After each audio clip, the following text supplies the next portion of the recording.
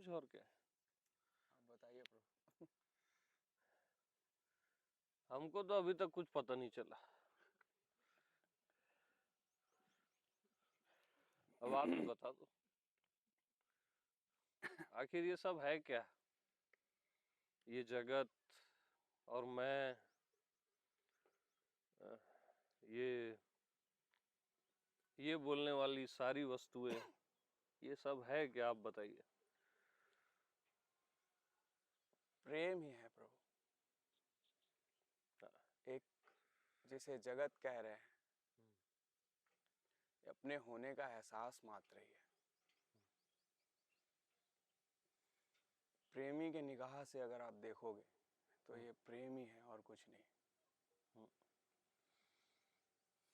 अगर आप भक्ति में विश्वास रखते हैं तो इसे भक्त की निगाह से देखेंगे तो ये साक्षात भगवान है। साक्षात भगवान कहीं खोजना ही नहीं है आपको। साक्षात प्रकट है सूर्य नारायण, वायुदेव, आकाश देव, और हर जो भी आपको दिख रहा है उसमें साक्षात नारायण है, वासुदेव स्वयं। और आप कौन हो? मैं इससे अछूता ही नहीं हूँ प्रभु। मैं किसे मैं कहूँ? मैं सबको सम्मिलित करके कह रहा हूँ। यस। मैं दिखाई ही नहीं है ऐसा। ये होने का एक एहसास मात्र कह लीजिए। अब अंत में एहसास भी मत कहिए, बस है। बस है, लीला चल रही है प्रेम की।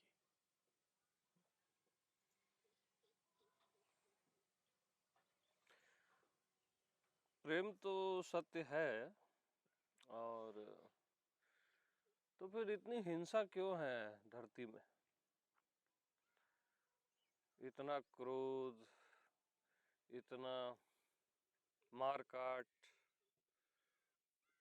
ये अज्ञानता की वजह से है प्रभु। हाँ।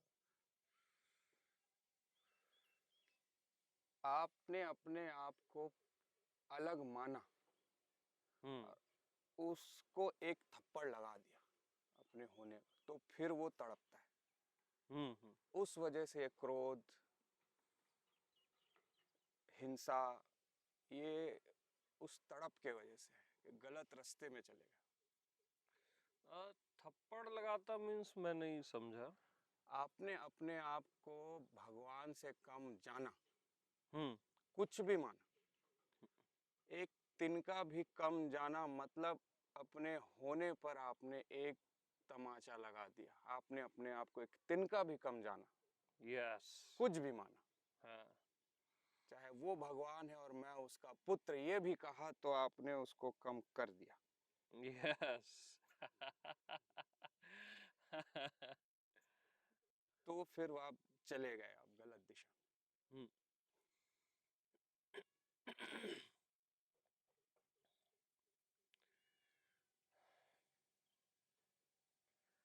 बहुत सुंदर।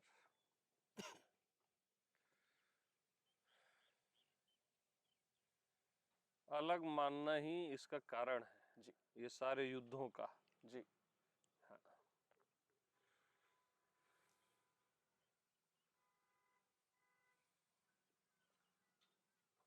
और एक माना भी नहीं, एक नहीं मानना है वहां।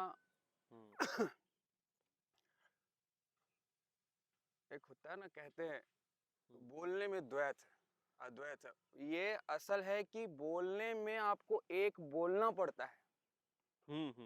वहां एक दो अनेक ऐसा आपको मजबूर होके कहना पड़ता है कि एक है। बोलने मात्र में बस एक है, सिर्फ बोलने मात्र में एक हम्म। तो एक बोलना भी मजबूरी है। है। बहुत बड़ी मजबूरी है।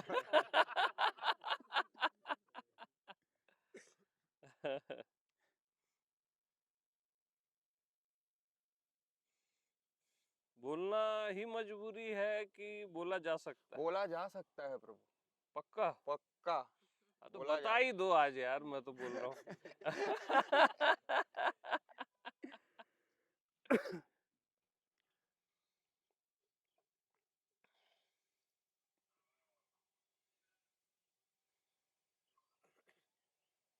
आपके जो होने का एहसास है वो एकदम प्रकट है। ना आपको आंखें बंद करने की जरूरत है, ना आंखें खुली रखने की जरूरत है। आपकी जो भी मिथ्याएं हैं ना, उसे सत्संग करते रहिए सद्गुरु का, वो मिथ्याएं ऑटोमेटिक गिरती जाएंगी और आप हमेशा से परिपूर्ण हो। ना आपको ज्ञान की जरूरत है किसी भी, ना प्रेम की, ना भक्ति की, क्योंकि आप ऑलरेडी हो। अगर आपको जो भी मिल रहा है ना, उसको छोड़ते जाओ। जो भी मिथ्या है ना आपकी, वो गिरती जाएगी। बस सतगुरु का सत्संग मत छोड़, फिर ऑलरेडी आप शुरू से परिपूर्ण। आपको एहसास होगा कि यार ये तो मैं शुरू से था। आप एकदम ऐसे ठोक के कहोगे जैसे मैं कह रहा हूँ ना, ये तो मैं शुरू से था, बस मिथ्याएं गिर गई मेरी सत्संग करते करते। और प्रेम रहेगा और हर क्षण सत्संग होता रहेगा, हर क्षण हर पल। आप नींद में भी रहोगे ना तो सत्संग चलता रहेगा। ना वहां कोई गुरु रहेगा ना आप रहोगे, बस सत्संग रहेगा। बिल्कुल। सदगुरु का सत्संग मत छोड़ना कभी भी। ये जो आपके प्रश्न होता है ना, सदगुरु आते हैं तो बहुत आसान होता है, फिर वो चले जाते हैं, फिर हम गिर जाते हैं। आना जाना क्यों लगा रहता है? क्योंकि आपके मान्यता में हो गया है ये आना जाना। कल कहा था ना वासुदेव ने स्वयं कि गोपियों, मिलन और बिछड़ना आखिरी वस्त्र है, छोड़ के आना पड़ेगा। यही आखिरी वस्त्र है, मिलन और बिछड़ना। उसको छोड़ो और बाहर निकल जाओ, फिर परिपूर्ण तो आप सदैव से हो।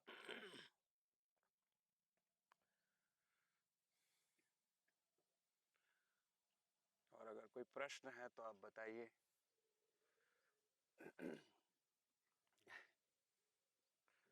तो ये सत्संग जो आप बोल रहे हो, जी प्रभु, ये इतना क्यों जरूरी है?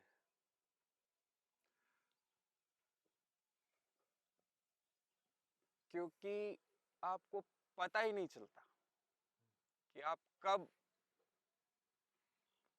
सदगुरु रहता है तो आप मान लेते हो ना कि अभी आ गया, सदगुरु चले गए तो चले गए। तो यह आपकी अज्ञानता ही रहती है कि आप मान लेते हैं। तो सदगुरु की कृपा बहुत जरूरी रहती है, क्योंकि आपको कोई चाहिए जो आपको बता सके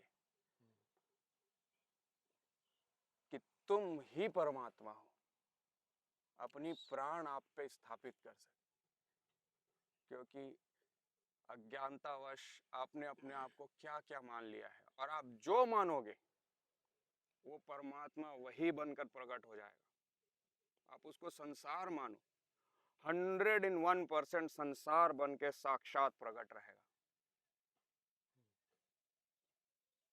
तो बस सदगुरु आपको बता देता है कि संसार परमात्मा कोई नहीं है, आप ही हो। इसलिए सदगुरु का सत्संग बहुत जरूरी है। और एक बार वो सत्संग में आप रम गए ना, फिर तो पूछो मत आप। क्या होता है फिर? ओहो, मैं कैसे कहूँ क्या वहाँ क्या होता है वो कह ही नहीं सकता मैं। वहाँ बस होता रहता है। जैसे झरने में पत्थर रखी हुई है, अब झरना ढूंढ रहे हो, गलती से आपके कोहनी से वो पत्थर हट गया, फिर आप कुछ नहीं कर सकते। फिर आप वो झरना ही हो जाते हो।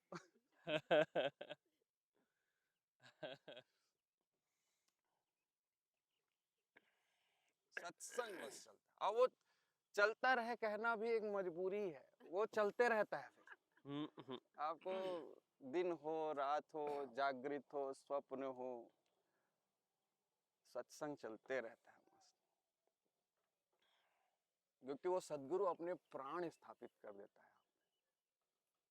एक कृपा होती है उस सदगुरु, कोई किसी को एक तिनका देने को भी तैयार नहीं होता। वो अपने प्राण, सालों साल का जो उसने किया है, वो एकदम करुणा से अपने प्राण आप पे स्थापित कर देता है। इतनी बड़ी कृपा है, सहजता में।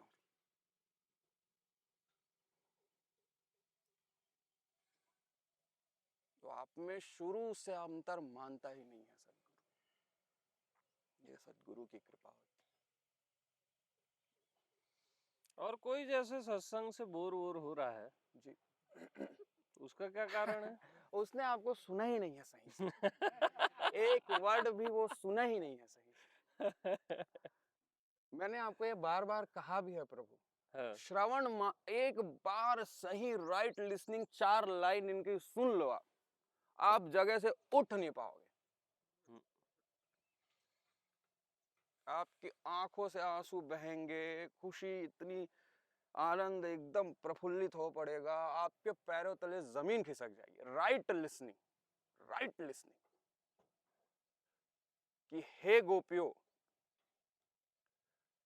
मेरा ना तुमसे कभी मिलन हुआ है, ना ही मैं तुमसे कभी बिछड़ा हूं।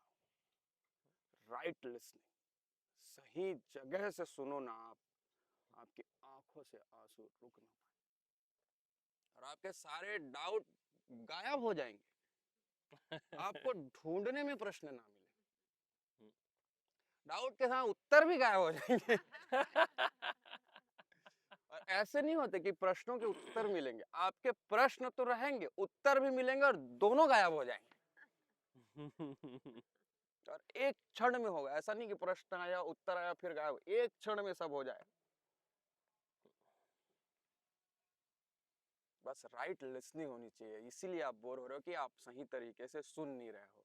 बस अपने व्यक्तित्व को संभालते हुए बैठ के मजे लेने बैठे हो, इसलिए आपको ये बोर हो रहा है। यस। आप चढ़ा दो ना अपने आप को सदगुरु के चरण में, फिर देखो सदगुरु की कृपा क्या होती है। आपको आशीर्वाद नहीं देता, अपने प्राण स्थापित कर देता है आप में। आपको चाहे कुछ दिन हुए हो सुनते हुए, वो अपने सालों साल का जो ज्ञान, प्रेम, भक्ति जो भी बोलते हैं ना, उसको निकाल के स्थापित कर देता है आप में। राइट लिसनिंग हो। तो आपको तो मैं जब पहले आपसे सत्संग होता था जी,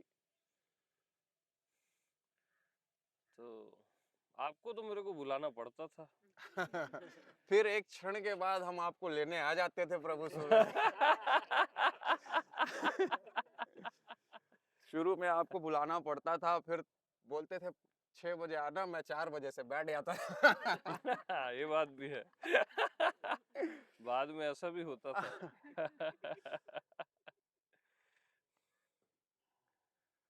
शुरू में इनको बुलाना पड़ता था, आशीष, विवेक, कामजीत, कि भैया आओ ना, चाय पियेंगे, बैठेंगे।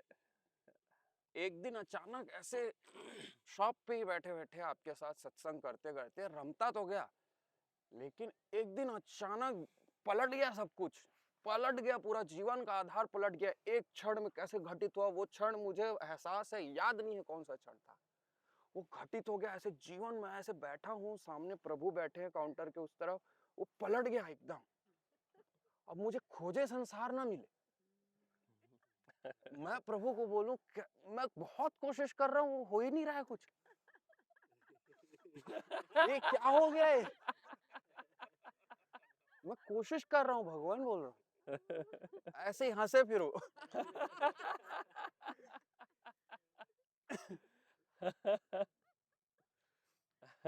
बस सदगुरु का सत्संग ना छोड़ो। एक टाइम का आपने सत्संग छोड़ा, सत्संग आपको बहुत पीछे छोड़ देता है।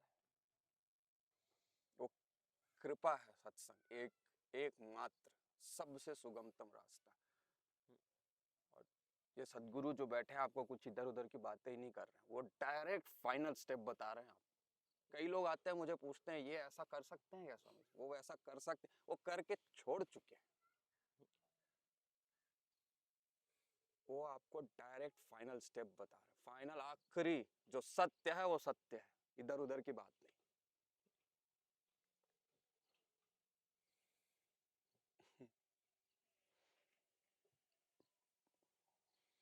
तो ये जैसे आत्मबोध है या सेल्फ रियलाइजेशन है, ये फिर सबको कठिन क्यों लग रहा है ऐसा? क्योंकि बहुत सरल है। यस। वो कुछ चाह रहे हैं कुछ कठिन हो जिसको मैं क्रैक कर लूं। कुछ कठिन हो जिसको मैं क्रैक कर लूं, हाँ अब हो गया, ऐसा कुछ नहीं, आप ऑलरेडी हो। जिस दिन आपको सब ये अज्ञानता बेवकूफी दूर होगी ना, बोलेगी अरे ये तो शुरू से था, मैं बचपन जब से होश आया है, होश नहीं भी आया तब से ऐसी था, एकदम एग्जैक्ट। और वहां इतना आनंद, सच्चिदा आनंद जो है ना, एकदम परफेक्ट। आपको लगता है आप कुछ और ढूंढ रहे हो, आप अपने में नहीं हो, आप अपने अंदर भी हो ना, आंख बंद करके तो आप अपने अंदर कुछ और ढूंढ रहे हो। आप अपने होकर अपने से ही अपने को नहीं कुछ और ढूंढ रहे हो, तो कुछ और वो कहाँ मिलेगा? इसीलिए आपको लगता है कि कठिन हो गया है, कब होगा, क्या करूं गुरुदेव, इसीलिए ये सब प्रश्न आते हैं। और ये प्रश्न इसलिए आते हैं क्योंकि राइट लिसनिंग नहीं है। राइट लिसनिंग हो ना, एक सत्संग में काम हो जाता है, बोले पलक झपकने मात्र का सत्संग, लेकिन राइट लिसनिंग होनी चाहिए। उतना ही वो टाइम भी बहुत ज्यादा है, पलक झपकने मात्र बस का सत्संग सदगुरु का वो काम कर जाता है, बस राइट लिसनिंग हो। अपना व्यक्तित्व छोड़कर आप सिर्फ श्रवण मात्रेण काम होता है, आपको कुछ ना ध्यान योग साधना कुछ नहीं करना, बस बैठ के सुनना है और एकदम सही सुनना है एक एक शब्द को। और ऐसा नहीं एंटरटेनमेंट के लिए सुनना नहीं है कि मस्त आह मजा आ गया 1 घंटा सत्संग के, वाह क्या आनंददायक था आज का सत्संग। हाँ, वो जो आप खोज रहे हो ना, एक एक शब्द को सिर्फ सुनिए आप, वो काटते जाता है जैसे काली की तलवार चली ना, चकाचक सब काटते जाता है एक एक शब्द। फिर जब शिव प्रकट होता है ना तब रुकता है।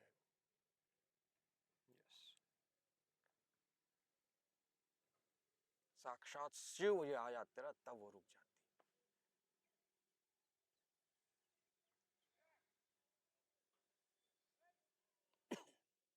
हम लोग तो चाय पीते पीते सत्संग किए, आप ऐसे तनाव में बैठ के करते हो ना, हम तो वाद विवाद करके चाय पीते हुए प्रभु, और भगवान की करुणा दया थी।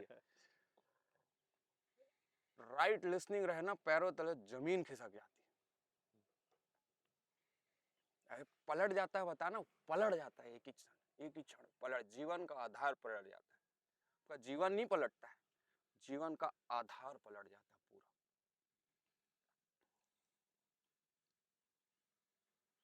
फिर आपके सारे सवाल के जवाब वही ही है और कुछ नहीं। कोई सवाल नहीं रहता, कोई जवाब नहीं रहता।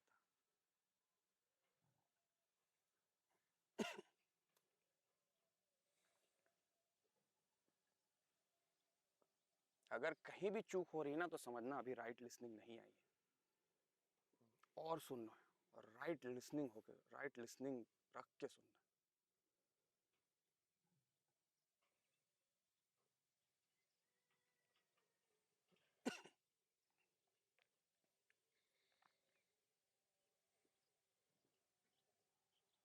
बहुत सुंदर।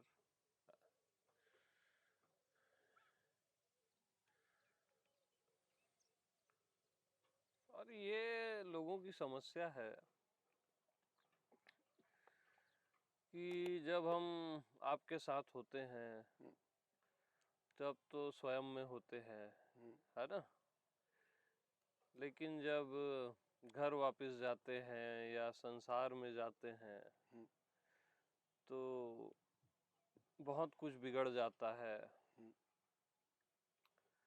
सब गड़बड़ हो जाती है जी। तो ये गड़बड़ आखिर है क्या? गड़बड़ वो स्वयं ही है जो गड़बड़ कर रहे इसका जवाब भगवान ने कल दिया भी है और मैंने अभी रिपीट भी किया है कि हे गोपियों, मुझसे तुम्हारा मिलन और बिछड़ना आखिरी वस्त्र है, उसे छोड़ के निकलना पड़ेगा। स्वयं वासुदेव सामने खड़े हैं और कह रहे हैं कि ये आखिरी वस्त्र है, उसे छोड़ के निकलना पड़ेगा भाई, और आप निकलने को तैयार ही नहीं हो वो वस्त्र।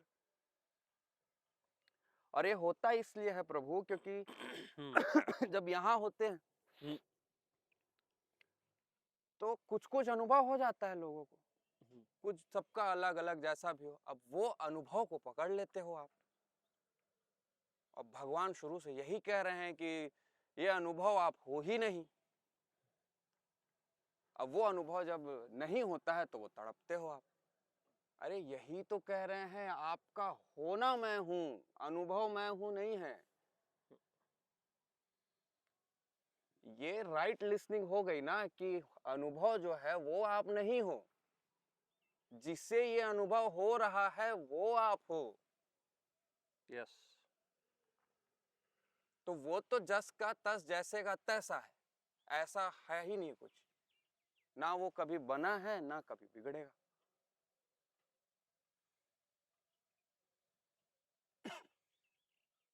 और जिसने कल सुना होगा ना कि हे गोपियों, मेरा ना तुमसे कभी मिलन हुआ ना कभी बिछड़ना हुआ, और ये अगर तुम वस्त्र मान भी हो तो ये आखिरी वस्त्र है, इसे छोड़ के निकलो, उसके मन में ये सवाल आएगा ही नहीं कभी उसके अर्थ।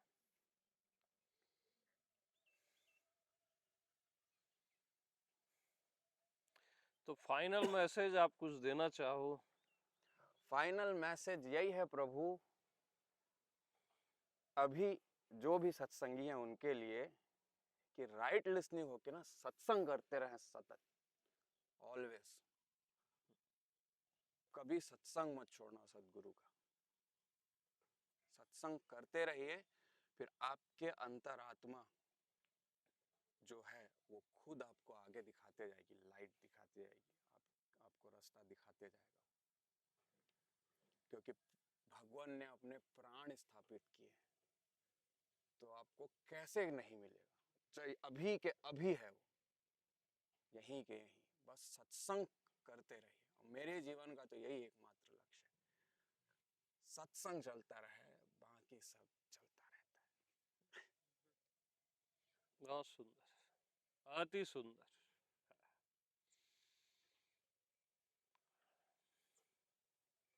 बहुकाल करई करही सत्संगा, सत्संगा तब हो ही संशय भंगा।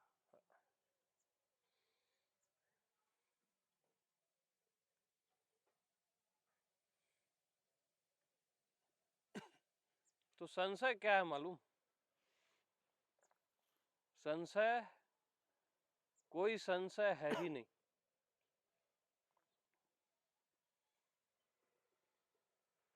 मैं में कोई संशय है ही नहीं।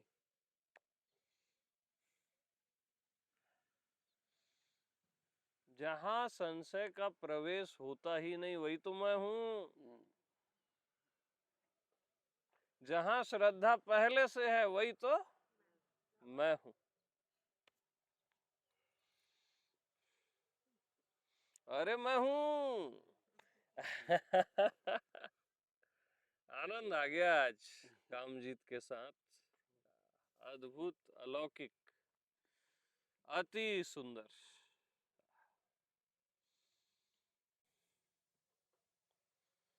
तो सभी को प्रेम प्रणाम।